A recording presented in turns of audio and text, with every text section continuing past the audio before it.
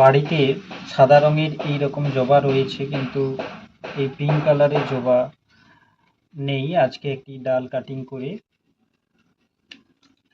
আমরা দেখব যে চারা হয় নাকি। তো সেই জন্য আমরা ফুলটাও কেটে দেবো যাতে চারাটা ভালো হয়, এবং এইভাবে ডালগুলো থেকে পাতাগুলো আমরা কেটে নেব যাতে পরবর্তীকালে শিকড় খুব তাড়াতাড়ি আসে।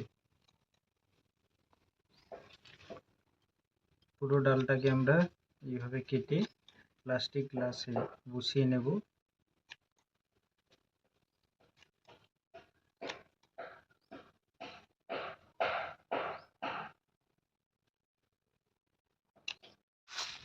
তো এইভাবে প্লাস্টিক গ্লাসে লাল বালি আমরা ভরিয়ে নেব।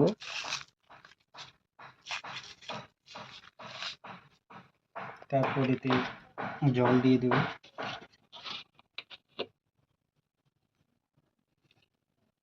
গ্লাসের নিচে ছিদ্র করে নিতে হবে, কারণ বেশি জল দেওয়া হয়ে গেলে বা পরবর্তীকালে জল দেওয়া হলে তো বাড়তি জল গ্লাসের বাইরে চলে যাবে। এরপর আমরা একটি কাঠি দিয়ে ডালগুলো পোঁতার জন্য এইভাবে করে নেব।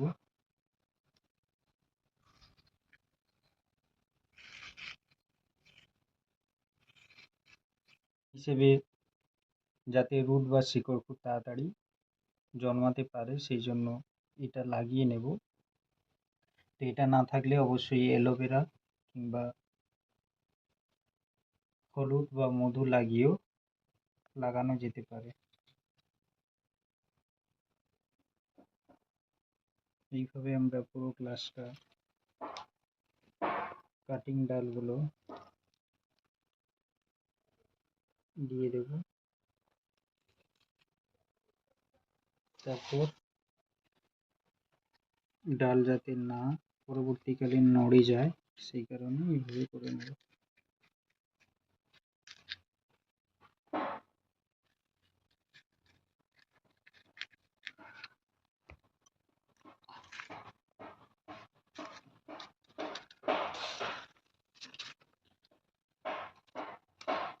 খুব সহজেই খুব তাড়াতাড়ি চলে আসবে।